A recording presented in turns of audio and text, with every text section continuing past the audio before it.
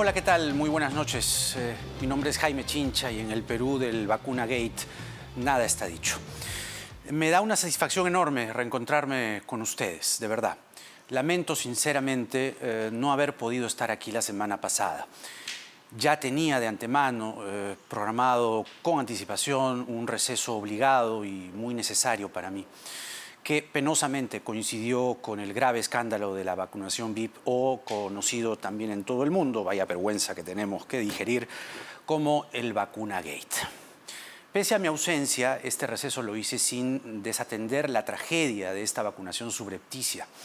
He seguido con suma diligencia, removido por la vergüenza ajena, la rabia, la indignación y mucho dolor, cómo se fueron destapando los nombres desde Vizcarra y pasando por el decepcionante caso de la señora Massetti, cómo fuimos testigos de una inoculación escondida por altos funcionarios gubernamentales, empresarios, lobistas, gente vinculada a lo público, sin el más mínimo rubor.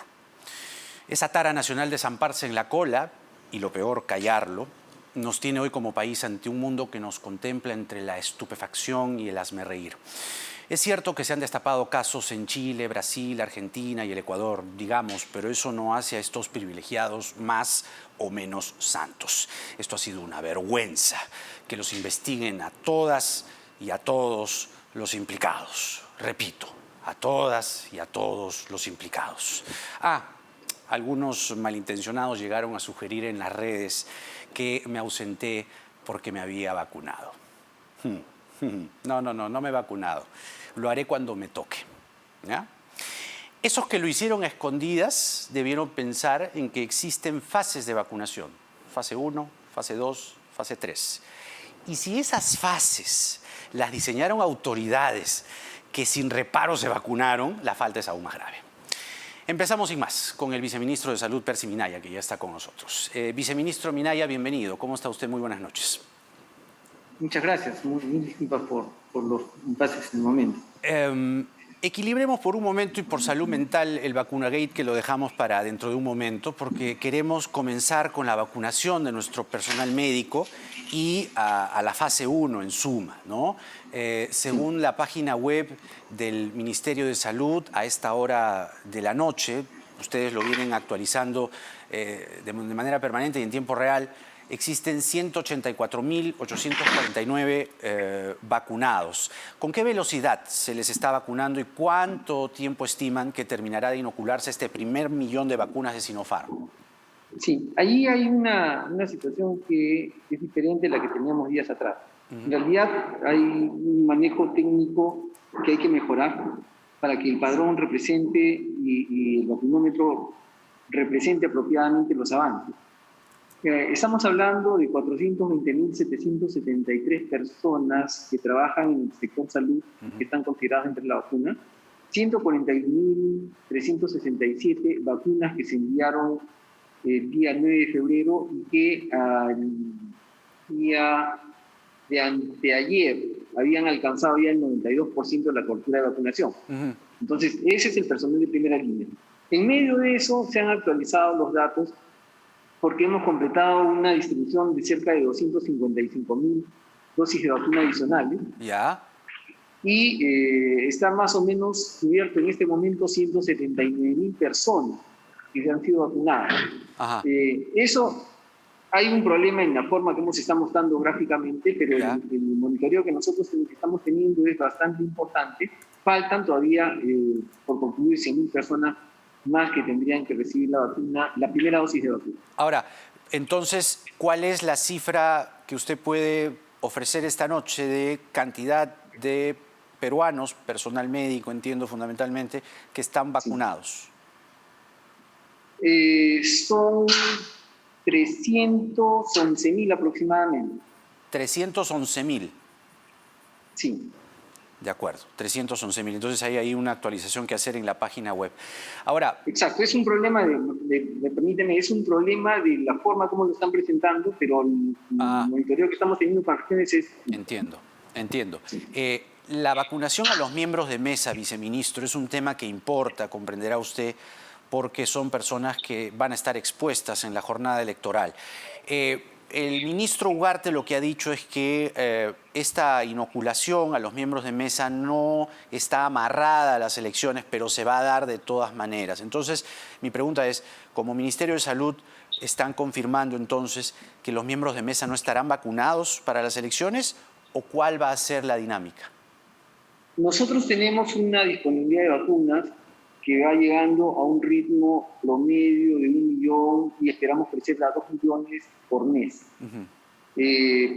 La vacuna, para poder cubrir apropiadamente, para poder proteger apropiadamente a los miembros de mesa, tendría que estar empezando en los primeros días de marzo. Lo cierto es que recién en los primeros días de marzo, al finalizar la primera semana de marzo, estaremos recibiendo las vacunas de Pfizer y estas tienen un manejo delicado. Entonces no pueden ponerse a todos los miembros de mesa.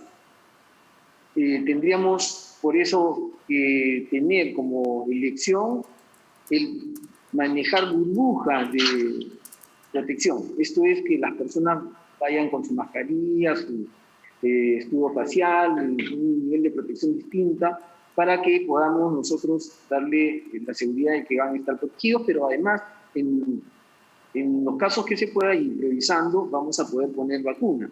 No se puede poner a todos por esa situación y no se podría alcanzar probablemente la protección de todos antes de la protección. O sea, depende, digamos, lo que usted está diciéndonos es que depende si es que hay las dosis suficientes, ¿no es verdad?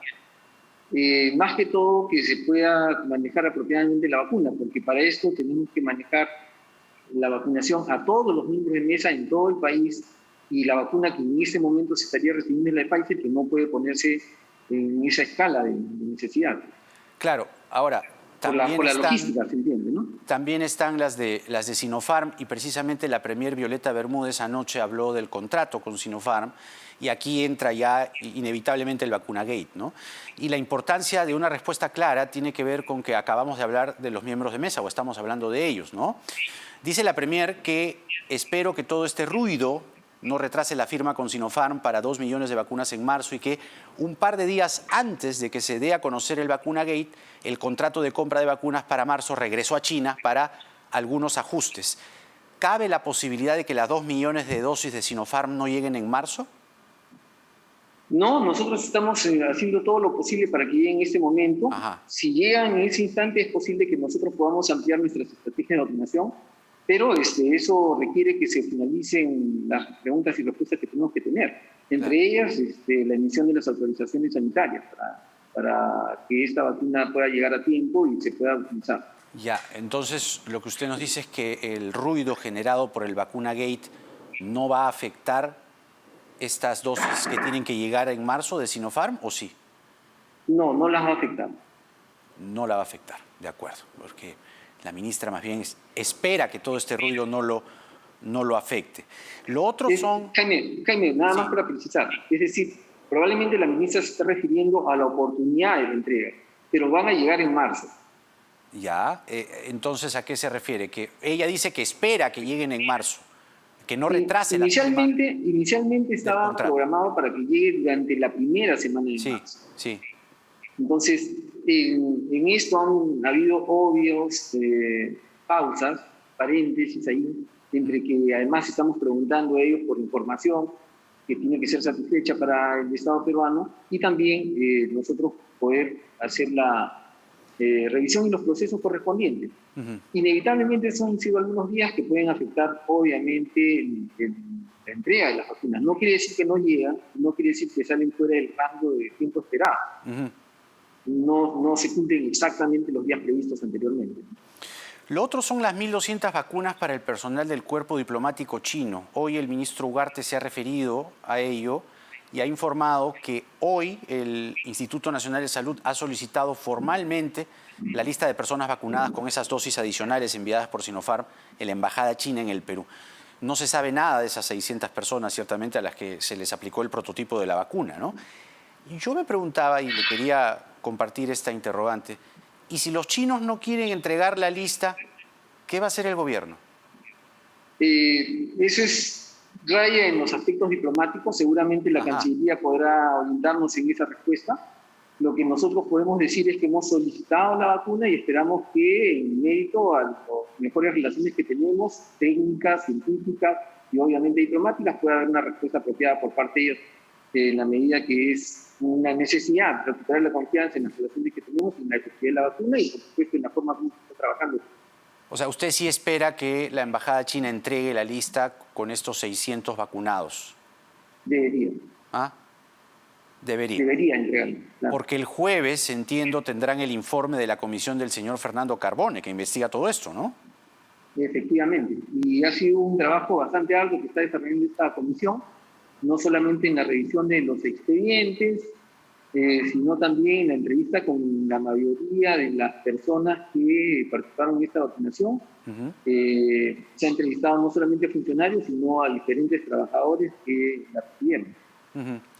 Una pregunta que seguramente usted debe haber, digamos, experimentado, me refiero a ¿qué siente usted con todo esto del Vacunagate? Creo que muchas de las acciones que se tomaron no fueron ni consultadas con las diferentes comisiones, pudieron haber recibido una mejor orientación y probablemente los comités de ética, multisectoriales que existen también. Y eso pudo haberse planteado inclusive a la sociedad en la medida que son necesidades legítimas.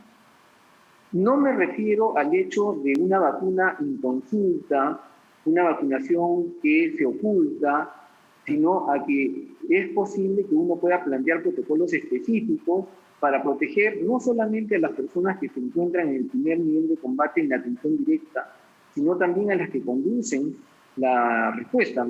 No estoy justificando la actitud de nadie, pero hubiera sido muchísimo más transparente que se justificara, claro, pero no fue así. Evaluara y se pidiera. No claro, fue así. Pero no fue así. Lo escondieron, lo hicieron subrepticiamente, muriendo médicos cada día, cayendo en unidades de cuidados intensivos por el COVID. Estas personas se estaban vacunando y se lo pregunto porque usted es una autoridad sanitaria y ciertamente los médicos merecen respeto. Por supuesto, y estamos desde en el un día que proceso de empezaron esta vacunación. vacunación, desde el día que empezaron esa vacunación hasta el momento en que se descubrió, habían fallecido 107 médicos. Por supuesto. Entonces, es doloroso. Esperaba que usted dijera algo así. No solamente lo reafirmo, ya lo hemos expresado muchas veces, lo que digo es que hubiera sido diferente si esto hubiera sido evaluado, propuesto y seguramente hubiera logrado un nivel de consenso. Lo que es un hecho que es absolutamente cuestionable, que es reñido con la ética y que no consideró las necesidades de nuestra población, especialmente con quienes se encontraban en el primer nivel de la batalla.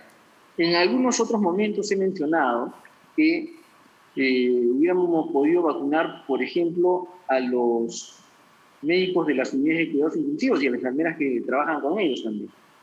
Tenemos apenas 750 profesionales que desarrollan esto y hubiera sido sobrado esa cantidad de vacunas para poder vacunarlos a todos ellos desde el momento en que esto se arribó al país. Claro, es decir, no lo dijeron y lo que las familias de los médicos pueden estar sintiendo es una traición de su propio Estado, de sus propias autoridades, ¿no? La palabra traición también es pendular, ¿no? Y pena ronda en todo este escenario. Absolutamente. El tema aquí, nuevamente, ha sido una actitud reñida con la función pública que no consideró las necesidades de quienes están en la primera línea y que de alguna manera ha provocado no solamente una crisis en la ética, en los procesos de investigación, sino en la credibilidad de los funcionarios en general y en la respuesta que todos tenemos que tener para el respaldo a nuestros primeros trabajadores que se encuentran en la línea de batalla. Entonces, ahí eso es no solamente criticable, como usted dice, es doloroso, pero más allá de eso, es un hecho que es sancionable. Ahora, ciertamente, lo que usted dice puede ser razonable, solo habría que retroceder el tiempo. Es decir, si en septiembre, octubre, se comunicaba al país y se le decía al país, vamos a empezar con esta vacunación, las autoridades están expuestas y todo lo demás, hubiese tenido quizá otro desenlace y otro sentido. En ese espíritu, ustedes, por ejemplo, el ministro Ugarte o usted como viceministro, la plana de autoridades que están en la primera línea también, en cierto modo, porque van y vienen, ¿usted se va a vacunar en alguna de las fases? Entiendo que en la fase 1, ¿verdad? No, cuando me toque. Yo ahora no ejerzo funciones de trabajo directamente en los hospitales, en los establecimientos de salud, igual que muchos de los funcionarios. Claro, igual que muchos de los funcionarios, yo sufrí la enfermedad. Estaba yo en ese momento en Loreto, habían otros compañeros como el doctor Carbone, que estuvo hospitalizado en UCI, el mismo ministro que también estuvo hospitalizado. En este momento lo más importante es que debemos vacunar a cada uno de nuestros trabajadores de salud y en segundo lugar debemos asegurarnos que los siguientes casos se dirijan a proteger a la población más vulnerable. Ajá. Las Ahora, personas con condiciones crónicas sí, y los adultos mayores. Sí. En esto del vacuna gate, como ya es sabido, está también su antecesor, el ex viceministro Suárez, que ha justificado su inoculación, la de su esposa, la de su hermana, la de sus 2 hijos, la de sus 2 sobrinos y hasta su chofer. Dice que todo esto le está causando un daño moral tremendo. Para empezar, esto no es un ensayo fase 3, ¿o sí? Ellos no son participantes del ensayo. Por tanto, fue irregular. Así es. El tema es que si nosotros somos estrictos con haber tenido un plan de contingencia, estamos hablando de situaciones hipotéticas.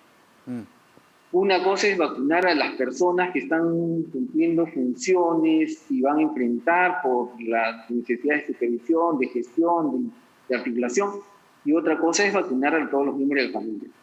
Los elementos que se argumentan pueden caer en el terreno de lo teórico, pero lo cierto es que eso ya rebasa la situación en la que la protección alcanza a los que tienen función pública.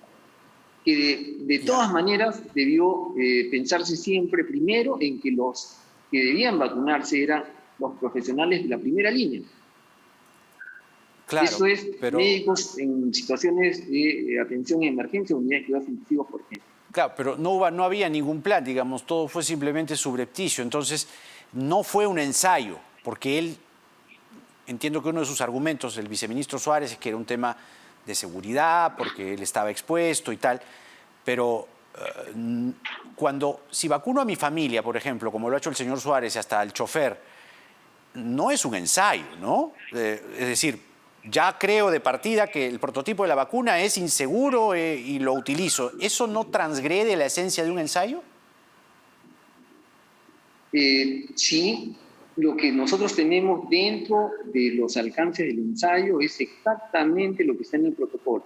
Es decir, personas que se seleccionan aleatoriamente, claro, que se les hace un seguimiento continuo y que no se conoce si lo que le estás dando es vacuna o placebo. Ese es el ensayo. Los otros elementos obran dentro de un plan, entre comillas, de contingencia, un plan que era destinado a poder reducir el riesgo de infección que tenían los investigadores, y por eso en el protocolo se aprueba esa situación, y no necesariamente como se ha manejado, en donde se han procedido a vacunar funcionarios. Entonces, ¿el caso del viceministro Suárez estará también en el informe de este jueves?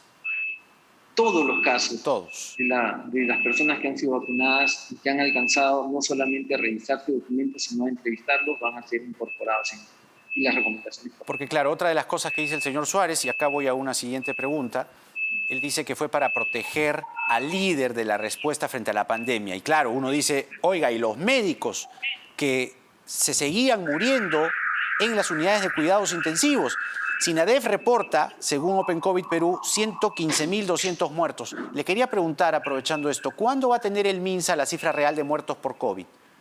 Esa es una de las cosas que en este momento estamos trabajando. Estamos prácticamente 5 días de trabajo, Jaime, acá ahora. Hoy día mismo hemos tenido una reunión con todas nuestras dependencias que gestionan datos, el Seguro Integral de Salud, su salud, el Centro de Prevención y Control de Enfermedades, la Oficina de Tecnología, porque estamos apurando mejorar rendición de cuentas sobre los datos, mejorar las tecnologías de información para que permitan dar cuentas específicas a la ciudadanía. Más temprano, a partir de una convocatoria con la Secretaría de Gobierno Digital, hemos tenido también una reunión con los miembros de Open COVID y antes de eso con INEI, para poder abrir los datos apropiadamente y alimentar no solamente el mejor análisis, sino una mejor rendición de cuentas, no únicamente de los fallecidos y las acciones que están haciendo, sino incluyendo el tema de las vacunas. No, ciertamente, datos abiertos. pero el tema, digamos, de los fallecidos es serio, ¿no? Porque si son 115.000 muertos,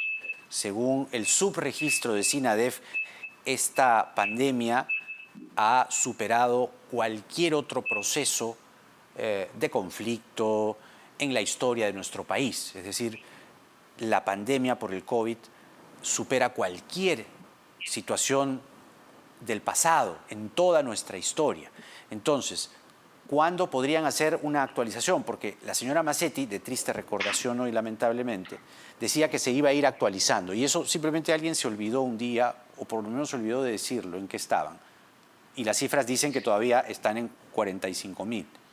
¿Va a haber una Nosotros lo tenemos muy presente, Jaime, por supuesto, sí. Estamos en pleno proceso de recuperación, hemos pedido la información necesaria para retomar este proceso que permita transparentar. Pero no únicamente porque es necesario que conozcamos la cifra a todos los peruanos, sino porque eso nos va a ayudar también a planificar mejor las intervenciones que tienen que hacer. Conocer dónde están estos conglomerados de fallecidos, correlacionarlos con la prevalencia de enfermedad, apurar el tema de las vacunas en determinados puntos, etc. Entonces, hay toda una necesidad de transparentar estas cifras. Ahora, preguntas cortas, viceministro. ¿La cuarentena, tal como están las cifras del coronavirus por contagios, muertes, se debe extender a su juicio? Nuestra propuesta es que sí, pero tienen que hacerse ajustes necesarios. ¿Ajustes de qué tipo? Hay varios, hay algunos que puedan digamos, controlar estas aglomeraciones que de todas maneras tenemos en algunos puntos. Se ha hablado de los parques, no necesariamente es solo eso. Tenemos puntos en la ciudad que son muy conocidos, donde la población concurre a hacer compras. Hay situaciones que se violan continuamente, como por ejemplo que la gente salga a la calle y no se está controlando eficientemente. Son ese tipo de cosas que tienen que hacerse para reducir la capacidad de transmisión que tenemos en este virus. ¿Cómo conseguir más oxígeno, señor viceministro? Las 40 toneladas que están detenidas en Chile, el aporte de Southern y hay otras iniciativas más. ¿Cuándo van a poder llegar a donde tienen que llegar y salvar vidas de peruanos? En ese punto hay varias soluciones que están en curso. La primera de las cuales es el manejo de la donación que se tiene del Estado chileno. Y hay un grupo de trabajo que está ya con esto para poder movilizar este recurso. Ese es uno de los puntos. También apurando otros convenios para compra, inclusive internacionales. Y la tarea que está teniendo el Seguro Integral de Salud para poder modelar cómo sería la producción de un sistema por el cual las personas que se encuentren en necesidad puedan ser subvencionadas. Es decir, el CIF podría pagar el alquiler de compresoras, por ejemplo. Aparte de las compras internacionales que tenemos que hacer con compresoras y con equipos de planta. Pero lo de Chile está ahí esperando a que se pueda transportar. ¿Cuándo pueden tener una solución en curso?